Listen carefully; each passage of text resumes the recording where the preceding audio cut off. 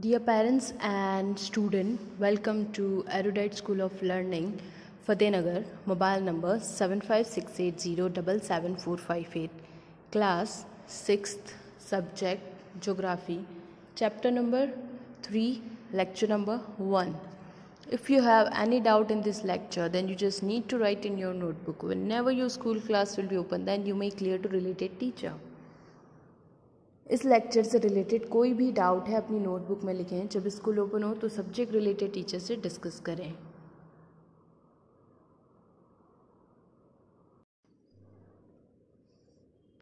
Chapter number 3, water bodies.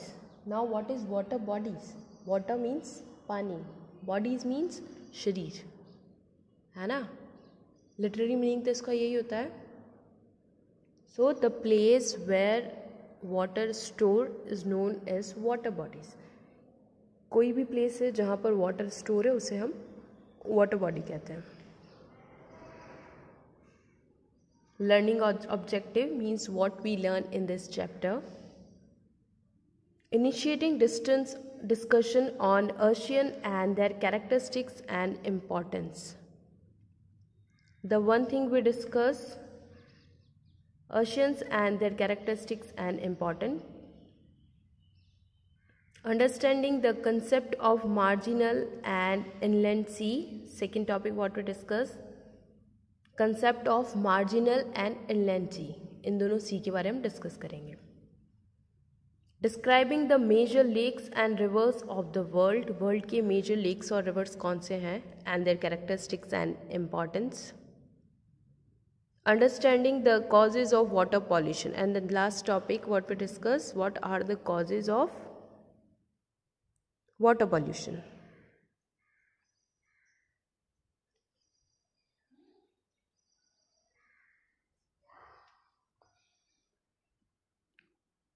Water bodies are important for various reasons. They are home to many marine creatures and organisms. The first thing, why water bodies is important. Marine creatures की पूरी life होती है water. Okay, जैसे humans के लिए land important है, उसी तरह मराइन्स के लिए वाटर इम्पॉर्टेंट है. पता है ओशियंस और सी में अभी तक इतनी सारी स्पीशीज़ और हैं जो मतलब लोगों को पता भी नहीं है. इतनी वैराइटीज़ की फिशेस और हैं. मीन्स ह्यूमन की लाइफ साइकिल से भी बहुत बड़ा है marine life cycle. They connect all the continents through a sea route. Lakes and rivers provide us with drinking water. Obviously from where we get drinking water? From lakes and reverse.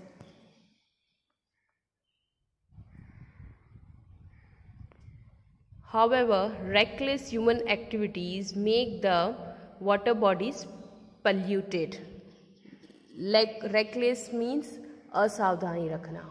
Means human waters को कितना pollute कर रहे हैं. कुछ भी मतलब कोई भी रैपर है तो वाटर में थ्रो किया, कुछ भी ड्रिंक किया, मीन्स मिनरल वाटर भी ड्रिंक किया तो उस बॉटल को भी वाटर में थ्रो करेंगे. Why? We have dustbin, throw into dustbin. Oil spill due to recklessness and negligence is one of the main reasons of the pollution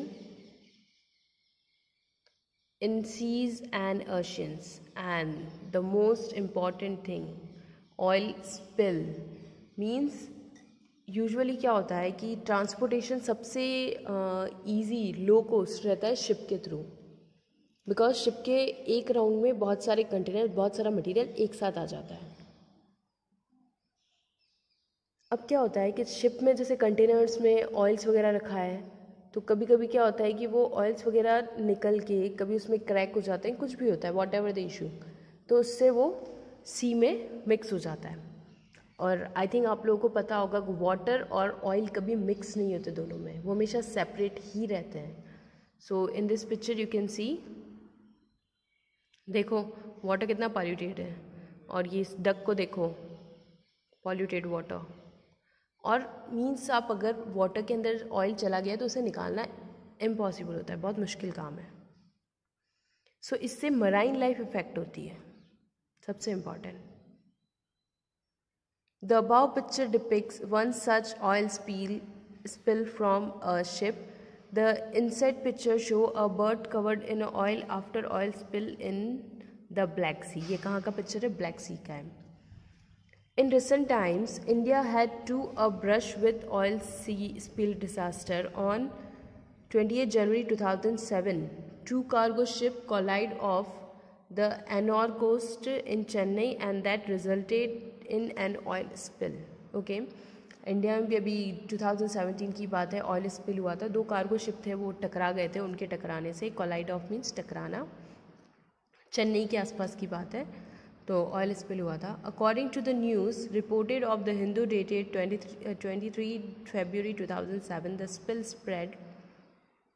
spill spread some 24 kilometers till Vettuakini. 34 kilometres का area कितना बड़ा होता है? इतने बड़े area में oil spill हुआ। और वहाँ पर कौन से एरिया में हुआ था? Vettuvankeni south. It affected the livelihood of the fisherman and threaten the aquatic life. ये फिशरमैन और एक्वेटिक लाइफ दोनों के लिए हार्मफुल है, बिकॉज अगर एक्वेटिक लाइफ को हार्मफुल है तो फिशरमैन को फ़िश नहीं मिलेगी, तो दोनों चीज़ें एक साथ सफ़र करेंगी। There were also reports of dead turtles washing up on the shore of उड़नवुर एंड मराइन बीच। और इसकी वजह से बहुत सारे डेड टर्टल्स मीन्स मरे हुए कछुए, एक तो मरीना बीच और ये एंडेवर, इन दोनों के एर्नवुर ERNAVUR उड़नवुर, इन दोनों के किनारों पे बहुत ज़्यादा डेड टर्टल्स देखने को मिले थे। तो पता है कभी कभी क्या होता है कि अगर सी और ओशियंस में बहुत ज़्यादा पॉल्यूशन हो जाता है ना, तो कुछ ऐसे वहाँ पर कुछ गैसेस क्रिएट हो जाती हैं, हार्मफुल गैसेस, या फिर कुछ ऐसी वहाँ का एनवायरनमेंट ऐसा हो जाता है कि मराइन लाइफ सर्वाइव नहीं कर सकती है। तो मिलियंस की क्वांटिटी में फिश की डेथ हो गई, टर्टल्स की डेथ हो गई, किसी भी मराइन एक्वेटिक एनिमल्स की डेथ हो जाती है।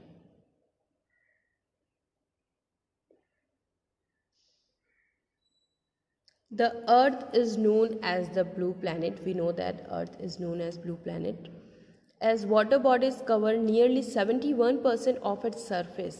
Yes, in our Earth, 70% area is under cover of water. Ocean and sea contain saline water, which makes up for 96.5% of all the water on the Earth. Ocean and seas, we know that it's saline water, salt water है ये। 96.5% जो है अर्थ का सारा water saline water है। Means हमारे पास drinking water कितना है? 4.5, इतना सा वाटर ही हमारे लिए drinking, even 3.5। Lakes, ponds and river contain fresh water and occupy only 0.5% of the earth's surface.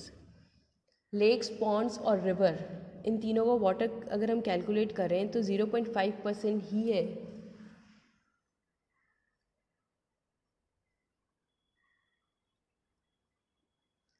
It is this fresh water that is indispensable for all organisms, both plants and animals. Indispensable means important, anivarya. So fresh water is important for both living organism and plants. The remaining fresh water lies as frozen ice sheet of Arctic and Antarctic region. Some also appear as glacier on high slope or of mountain, and some in the underground water table. Okay. So 0.5% is water in lakes, rivers and ponds, and the remaining water is in frozen form, means जमा हुआ है. कहाँ पर है? Glaciers में. Glaciers कहाँ पर है? आर्कटिक एंड एंटार्क्टिक ओशियन में रीजन जो है वहाँ पर है.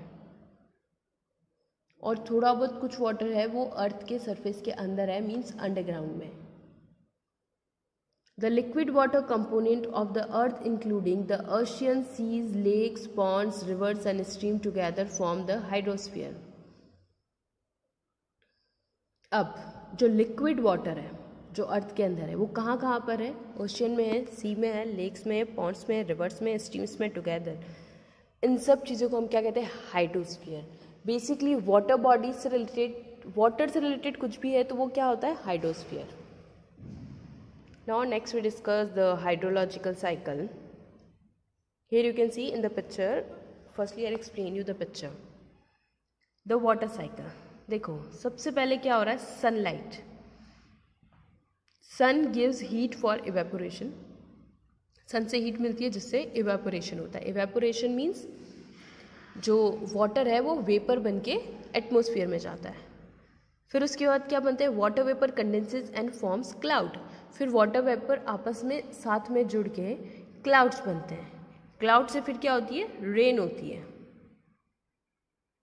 क्लियर? और जहाँ पर स्नोफॉल होता है, मतलब जहाँ पर सनलाइट कम होती है तो वहाँ पर स्नोफॉल होती है. तो ये बेसिक वाटर साइकिल है. सेम वापस रेन होने से वाटर अर्थ पर आया, वापस सनलाइट से हीट होके वेपर बना, वापस क्लाउड बने, वापस रेन हुआ. तो ये कंटिन्यूस साइकिल है. Most of the world water is being recycled by this continuous process called water cycle. What we call this continuous process? Water cycle. The sun heat up the water bodies. The water evaporates as water vapor, which being light in weight rises in the earth. क्या होता है? सन की heat से water bodies में water evaporates होता है और वो लाइट वेट होके एयर में जाके इकट्ठा हो जाता है.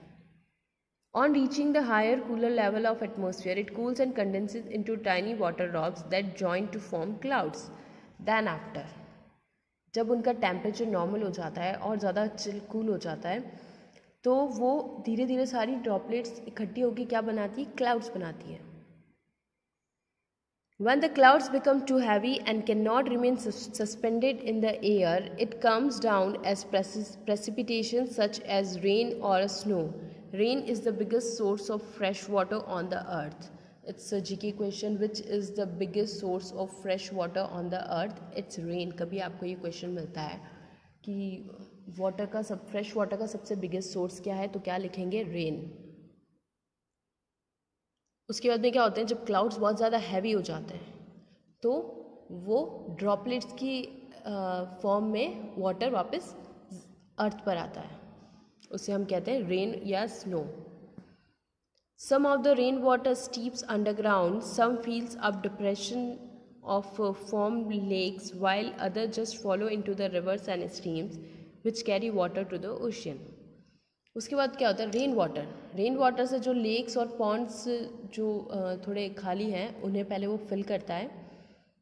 फिर उसके बाद में बाकी का रिमेनिंग वाटर जो होता है वो रिवर्स के थ्रू ओशन में मिक्स होता है. The cycle is then repeated. Then the cycle is continuous repeated. Easily, hopefully you understand what is water cycle.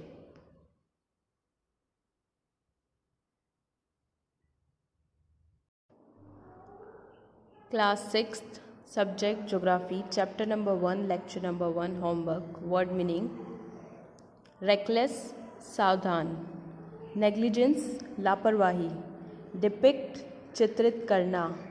collided of, टकराना. Threaten, डराना.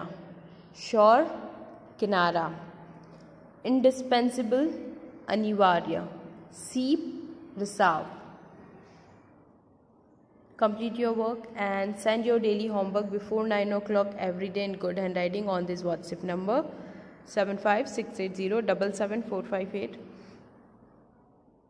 डेली 9 बजे से पहले आपको अपना होमवर्क रफ नोटबुक में गुड हैंडराइटिंग में करके स्कूल के व्हाट्सएप नंबर 7568077458 पर सेंड करना है. Thank you. Have a nice day.